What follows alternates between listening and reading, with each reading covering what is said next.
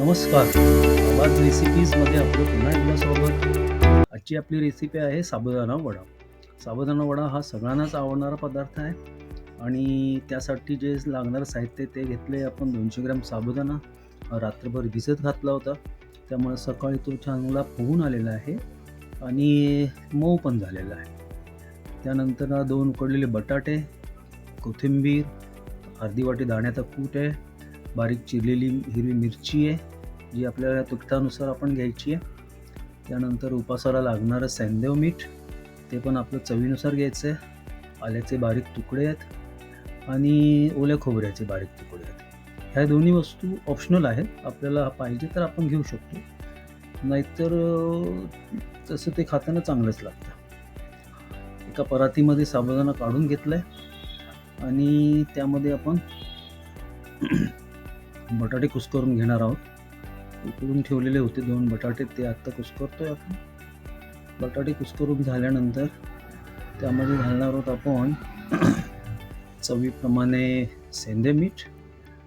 त्यानंतर जाईल त्याच्यामध्ये आल्याचे तुकडे,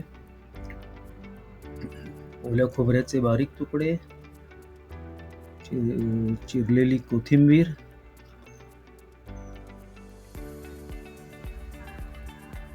आणि भाजलेले शेंगदाण्याचा कूट. वरनं घालतोय आपण कुटून घेतलेली हिरवी मिरची, जो आपल्याला तिखट आवडतं त्याप्रमाणे आपण घ्यायची. त्यानंतर हे सगळं मिश्रण जे आहे ते चांगलं एकजीव होईपर्यंत त्याला मिक्स करून घ्यायचं आहे. मिश्रण चांगल्या प्रकारे मिक्स झालं म्हणजे वडे चांगले खुसखुशीत तळून निघतील.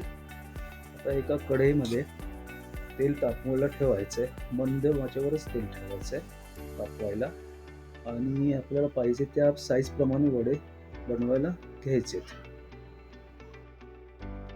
वडे शक्यतो पूर्ण गोल न करता चपटेच ठेवावेत, म्हणजे ते आतूनही चांगले शिजतात आणि बाहेरूनही चांगले कुरकुरीत होतील.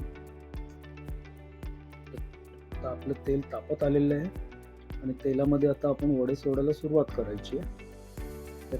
तेल छान तापलेलं आहे आणि आपण आता वडे सोडतोय. चांगले तळून येत आहेत वरती आणि मस्त खमंग असा सुगंध येतोय. वडे तळून होत आहेत, चांगले ब्राऊन तळून घ्यायचे म्हणजे ते वरनं चांगले कुरकुरीत होतात. एका टिश्यू पेपरमध्ये, प्लेटमध्ये टिश्यू पेपर ठेवून टिश्यू पेपरवर वडे काढून घ्यावेत. म्हणजे जास्तीचं तेल असेल तर टिश्यू पेपरमध्ये ऑब्झर्व केलं जाईल. आपले वडे छान असे मस्तपैकी खमखमीत झालेले आहेत.